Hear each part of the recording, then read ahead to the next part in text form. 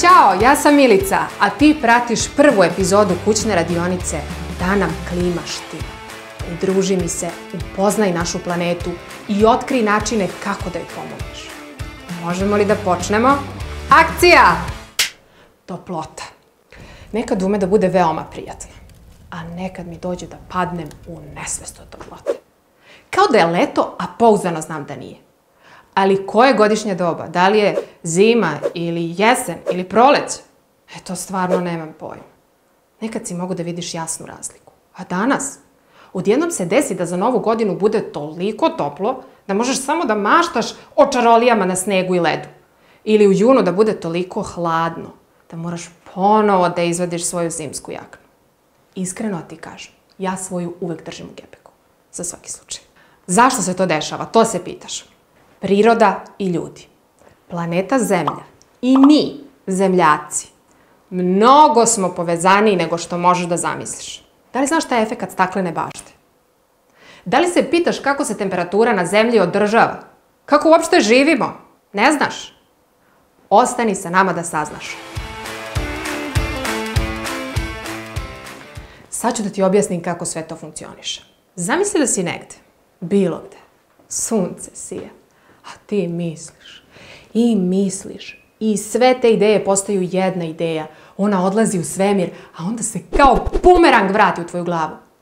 Bumerang, razumeš?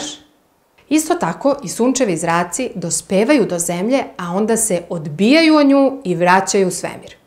Gasovi koji se nalaze u atmosferi prave gusti sloj i sprečavaju da se deo sunčevih zraka vrati u svemir. Razumeš? Drugim rečima, zadržavaju sunčevu energiju u atmosferi. Na taj način oni regulišu temperaturu. Da nema ovih gasova, pa bilo bi zaista mnogo hladno. Zamisli da uđeš u zamrzivač. Jel možda zamisliš život u zamrzivaču? Ne. Pa ni ja. Pa, kada efekat staklene bašte i ovi gasovi ne bi postojali, pa ništa na svetu ne bi postojalo. Ni biljke, ni životinje, ni mi, ljudi. Pitaš se koji su to gasovi. Znaš za vodu? H2O. Znaš ono, piješ vodu kao vo, ne znaš šta je H2O. Dobro. Dakle, voda isparava sa cele površine naše Zemlje i odlazi u atmosferu kao vodena para. Zatim, ugljen dioksid. To sigurno znaš. Nadam se. Ovaj gas koji se čuo je ugljen dioksid i on je neophodan za proces fotosinteze. Šta je fotosinteza? Zamisli biljku. Bilo koju. Evo, na primer, ovaj mali bodljikavi kaktus.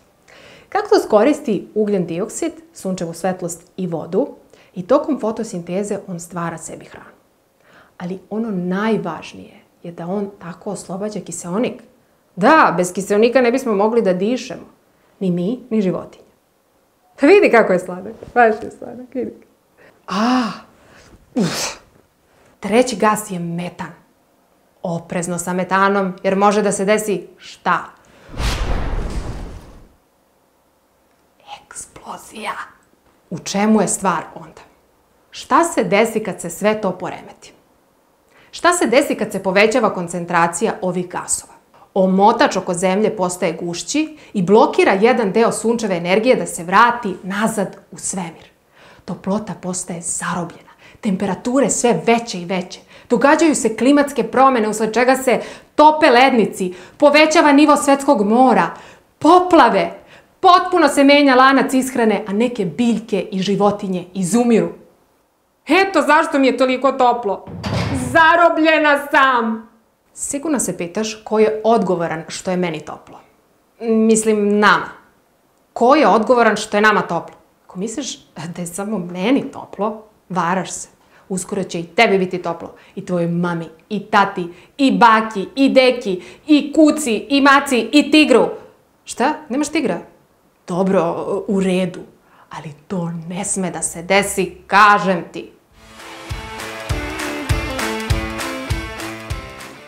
Znaš ko je odgovoran? Mi smo odgovorni. Čovek, ljudi. Čovek proizvodi više gasova koji izazivaju efekat staklene bašte. Kako? Previše automobila. previše gasova, seča šuma. Zamisli jedan divni hrast koji raste 150 godina. A onda ga neko u roku od sat vremena poseče i odnese u fabriku gde postane, na primer, komoda. Pa onda gasovi koji se oslobađaju sagorevanjem fosilnih goriva u fabrikama. Pogledaj sav taj dim koji se izdiže iz fabrika.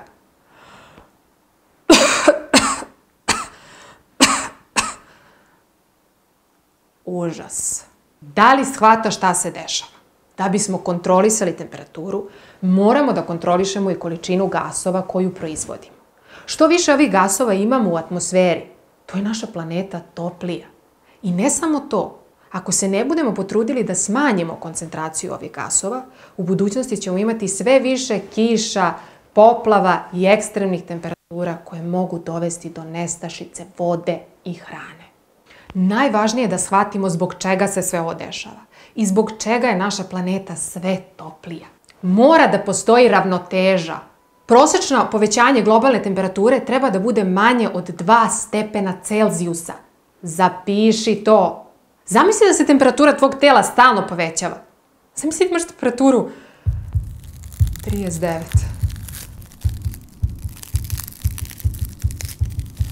To nije dobro. To može čak da bude i veoma opasno. Ali to nije sve. Zbog globalnog zagrevanja i klimatskih promjena javljaju se i ekstremno niske temperature koje direktno utiču na naš život. Ali slušaj, mi možemo da promenimo svet. Ti moraš da menjaš svet. Priroda nije samo ovaj kaktus u saksiji, priroda su svi kaktusi na ovoj planeti. Dobro, možda nije baš najbolje poređenje, ali priroda smo mi. Životinje, biljke, gljive i ljudi. A čovek više od svih svojim aktivnostima doprinosi efektu staklene bašte. Kako možeš da smanjiš štetni uticaj na našu planetu i sačuvaš budućnost? Šetaj ili vozi bicikl. Štedi električnu energiju. Isključi svetla kada ti nisu potrebna i isključi kompjuter i sve ostale uređaje kada ih ne koristiš. Posadi biljku ili drvo ispred svoje kuće ili zgrade. I za kraj našeg druženja pozivam te da se priključiš našoj kreativnoj radionici Mali kućni izazov. Tema ove nedelje je kako da smanjim ugljenični otisak moje porodice. Svako od nas kao pojedinac proizvodi količinu gasova koje može sam da izračuna. To se zove ugljenični otisak. Možeš da radiš sam ili sa prijateljima ili ukućanima. Šta je potrebno da uradiš? Potrebno je da popuniš prijavu na www.kidhub.rs. Tamo te čeka izazov za ovu nedelju. Pošalji nam radove na škola@kidhub.rs. Najbolje radove nagrađujemo i bit će predstavljeni u našoj poslednjoj epizodi. I slušaj, ozbiljno počni da posmatraš svet oko sebe. Budi superheroj. Budi klimatski heroj. Pridruži se u borbi za našu planetu Zemlju. Da nam klima štima.